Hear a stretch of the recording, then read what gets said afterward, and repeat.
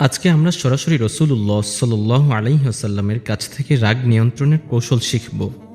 চারটি ভিন্ন ভিন্ন হাদিস থেকে আমরা দেখব এবং জানার চেষ্টা করব যে কেউ যখন এমন কোনো কাজ কিংবা আচরণ করত যার ফলে যে কারোরই রেগে যাওয়া স্বাভাবিক, এমন পরিস্থিতিতে রাসূলুল্লাহ সাল্লাল্লাহু আলাইহি ওয়াসাল্লাম কেমন আচরণ করতেন এবং তিনি কিভাবে সেই পরিস্থিতি নিয়ন্ত্রণ করতেন, যেন আমাদের জীবনে রাগের বিভিন্ন পরিস্থিতি আসলে রাসূলুল্লাহ সাল্লাল্লাহু আলাইহি ওয়াসাল্লামের কাছ থেকে শেখা পদ্ধতিগুলোর বাস্তবিক প্রয়োগ ঘটিয়ে আমরাও নিজেদের রাগকে নিয়ন্ত্রণ করতে পারি।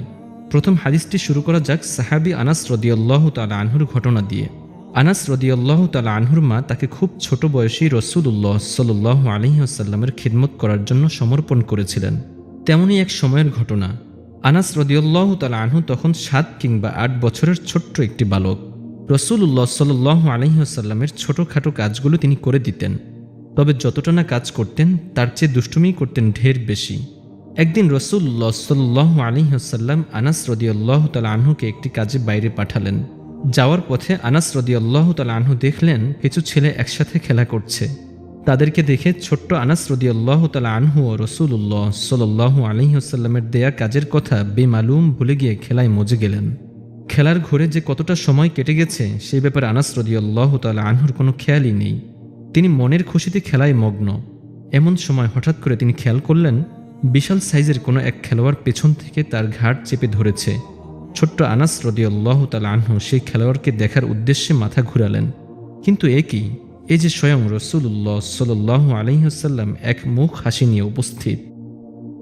রাসূলুল্লাহ সাল্লাল্লাহু আলাইহি ওয়াসাল্লাম অবশ্যই কোনো জরুরি কাজের জন্যই আনাস রাদিয়াল্লাহু তাআলা আনহুকে পাঠিয়েছিলেন, কিন্তু অনেক সময় পার হয়ে যাওয়ার পরেও যখন আনাস রাদিয়াল্লাহু তাআলা আনহু ফিরলেন না, তখন রাসূল সাল্লাল্লাহু আলাইহি ওয়াসাল্লামের রেগে যাওয়াটাই স্বাভাবিক ছিল। কিন্তু তিনি আনাস রাদিয়াল্লাহু তাআলা আনহুর উপর রাগ তো করলেনই না, বরং তিনি রসিকতা করলেন। তিনি ছোট্ট বাচ্চাটিকে কাজ বাদ দিয়ে খেলারত অবস্থায় দেখে তার মনের ভাব বুঝে সেটিকে প্রাধান্য দিলেন এবং তার কাছে গিয়ে মজা করলেন। তিনি ঘটনাটির রাগের অংশটিকে ইগনোর করে মজার অংশটিকে প্রাধান্য দিলেন। সুতরাং এই হাদিসটির মাধ্যমে আমরা রাসূলুল্লাহ সাল্লাল্লাহু আলাইহি ওয়াসাল্লামের কাছ থেকে রাগ নিয়ন্ত্রণের যে কৌশলটি শিখলাম তা হলো রাগকে হিউমার দিয়ে পরিবর্তন করে ফেলা। আমাদের সাথে যখন রেগে যাওয়ার মতো কিছু ঘটে, আমাদের উচিত হবে ঘটনাটির রাগের অংশটিকে উপেক্ষা করে হিউমেরাস অংশটির দিকে মনোযোগ দেয়া। আরেকবারের ঘটনা, রাসূলুল্লাহ সাল্লাল্লাহু আলাইহি ওয়াসাল্লামের স্ত্রীদের মধ্যে আয়েশা রাদিয়াল্লাহু তাআলা আনহা রান্নায় খুব একটা পারদর্শী ছিলেন না। রান্নার জন্য প্রসিদ্ধ ছিলেন সাফিয়া রাদিয়াল্লাহু তাআলা আনহা ও উম্মে সালামা রাদিয়াল্লাহু তাআলা আনহা। একদিন রাসূলুল্লাহ সাল্লাল্লাহু আলাইহি ওয়াসাল্লাম যখন সাহাবীদেরকে নিয়ে আয়েশা রাদিয়াল্লাহু তাআলা আনহুর ঘরে বসে আলাপ করছিলেন, তখন উম্মে সালামা রাদিয়াল্লাহু তাআলা আনহা নিজের রান্না করা খাবার দিয়ে আয়েশা রাদিয়াল্লাহু তাআলা আনহার ঘরে একটি বাটি পাঠালেন। এতে আয়েশা রাদিয়াল্লাহু তাআলা আনহা ভীষণ মন খারাপ করলেন। ব্যাপারটি অনেকটা এরকম যে, আমার রান্না কি এতই খারাপ যে অন্য ঘর থেকে খাবার আনতে হবে? আয়েশা রাদিয়াল্লাহু তাআলা আনহা রেগে গিয়ে এক আছাড়ে খাবারের প্লেটটাই ভেঙে ফেললেন। একবার ভেবে দেখুন তো, আপনার স্ত্রী যদি অতিথিদের সামনে এমন আচরণ করে বসে, তাহলে আপনি কি করবেন? একটু হলেও হয়তো উফ বলে উঠবেন, অন্তত এটুকু হলেও তো বলেই উঠবেন, এ কি, এটা তুমি কি করলে? অথচ রাসূলুল্লাহ সাল্লাল্লাহু আলাইহি ওয়াসাল্লাম সেই রকম কিছুই বললেন না, এমনকি কোনো রকম বিরক্তিও প্রকাশ করলেন না। বরং ভেঙে যাওয়া প্লেটের টুকরোগুলো কুড়াতে কুড়াতে তিনি সাহাবীদেরকে উদ্দেশ্য করে বললেন, তোমরা তোমাদের খাবার খেয়ে নাও। অতঃপর আয়েশা রাদিয়াল্লাহু তাআলা আনহাকে প্রোটেক্ট করার সুরে বললেন, তোমাদের মা কিছুটা মনক্ষুণ্ণ হয়েছেন। রাসূলুল্লাহ সাল্লাল্লাহু আলাইহি ওয়াসাল্লাম কথাটি এমনভাবে বললেন যেন এটা তো কোনো ব্যাপারই না। শুধু এতটুকুই না, বরং একই সাথে তিনি আয়েশা রাদিয়াল্লাহু তাআলা আনহার মর্যাদার কথা সাহাবীদেরকে মনে করিয়ে দিতে চাইলেন। তাই তিনি সাহাবীদের সামনে আয়েশা রাদিয়াল্লাহু তাআলা আনহাকে নাম ধরে না ডেকে তোমাদের মা বলে সম্বোধন করেছেন। এই ঘটনা থেকে আমরা রাসূল সাল্লাল্লাহু আলাইহি ওয়াসাল্লামের কাছ থেকে শিখতে পারলাম, কেউ রেগে গিয়ে অপ্রত্যাশিত আচরণ করে বসলে আমরা তার প্রতি পাল্টা রাগ করব না, বরং অন্যদের সামনে আমরা তাকে প্রোটেক্ট করব। পরবর্তীতে তার রাগ কমে গেলে তাকে একান্তে আপন করে নিয়ে ঘটে যাওয়া বিষয়ের পর্যালোচনা তুলে ধরে শুধরিয়ে নিব। আরেকবার রাসূল সাল্লাল্লাহু আলাইহি ওয়াসাল্লাম দেখলেন এক মহিলা কবরের সামনে ভীষণ কান্নাকাটি করছে। রাসূল সাল্লাল্লাহু আলাইহি ওয়াসাল্লাম তাকে বললেন, আল্লাহকে ভয় করো এবং ধৈর্য ধরো। মহিলাটি রাসূল সাল্লাল্লাহু আলাইহি ওয়াসাল্লামকে চিনতে না পেরে রেগে গিয়ে বলে উঠল, চলে যান এখান থেকে, আমার মতো বিপদ তো আর আপনার হয়নি। আমার আপনার সাথে কেউ যদি এমন আচরণ করত তাহলে আমরা কি করতাম? আর কিছু না করলেও অন্তত আমাদের এতটা ভালো আচরণের বিপরীতে তার খারাপ আচরণের জন্য পাল্টা জবাব তো অবশ্যই দিতাম। কিন্তু রাসূল সাল্লাল্লাহু আলাইহি ওয়াসাল্লাম এমনটি করলেন না। তিনি সেই মহিলার এই আচরণ দেখে পাল্টা রেগে গেলেন না, কিংবা তাকে এমনটি বললেন না যে আমি হলাম আল্লাহর রসুল আর আমার কথার উপর কথা, কিংবা তিনি এমনটিও বললেন না আমি তোমাকে ভালো কথা বললাম আর তুমি কিনা আমার সাথে এমন ব্যবহার করলে। না, তিনি এরকম কিছুই করলেন না। বরং তিনি কিছু না বলে চুপচাপ সেই স্থান থেকে চলে গেলেন, কেননা তিনি বুঝেছিলেন মহিলাটি এই মুহূর্তে অধিক শোকে জর্জরিত এবং একই সাথে সে অতিমাত্রায় রেগে আছে। এমনকি সে রাসূল সাল্লাল্লাহু আলাইহি ওয়াসাল্লামকে পর্যন্ত চিনতে পারেনি। এই অবস্থায় তাকে বোঝাতে গেলেও হয়তো সে বুঝবে না, কিন্তু সে শান্ত হওয়ার পর যদি তাকে এই ব্যাপারে বোঝানো হয় তবে নিশ্চয়ই সে বুঝবে। এই কারণেই রাসূলুল্লাহ সাল্লাল্লাহু আলাইহি ওয়াসাল্লাম তাকে আর কিছু না বলে চুপচাপ সেখান থেকে চলে গেলেন।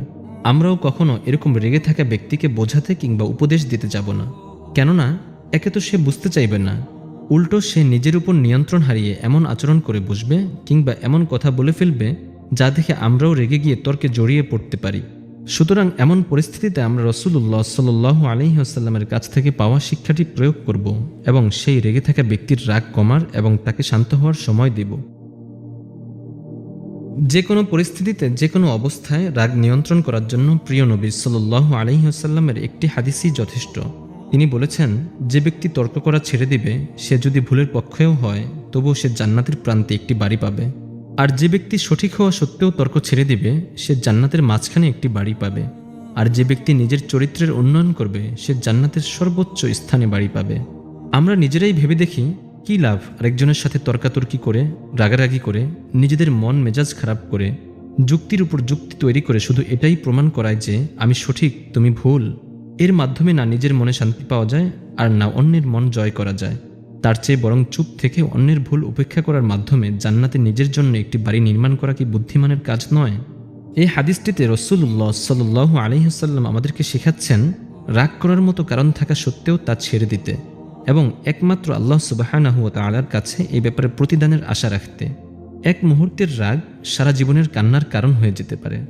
রাগ যদি নিয়ন্ত্রণের বাইরে চলে যায় তাহলে রাগের মাথায় আমরা এমন কিছু করে বসতে পারি বা এমন কিছু বলে বসতে পারি যার জন্য আজীবন অনুশোচনা করলেও হয়তো তা আর শুধরানো সম্ভব হবে না। তাই রাগ নিয়ন্ত্রণ করা নিঃসন্দেহে এমন গুরুত্বপূর্ণ একটি স্কিল যা প্রতিটি মানুষের আয়ত্ত করে নেওয়া অত্যন্ত জরুরি।